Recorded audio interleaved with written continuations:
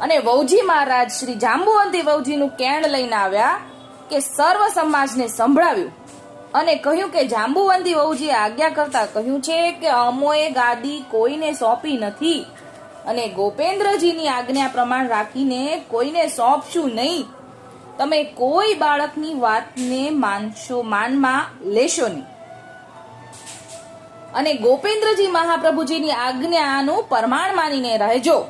તમોને જે સેવના પધરાવી આપ્યું છે તે સેવજો અને તે તમારા ઘરમાં બિરાજે છે તેની સન્મુખ તમારા બાળગોપાળ નાના મોટા સર્વને શરણદાન આપજો. તે પંચ ભગવદીની કાનીથી આપજો.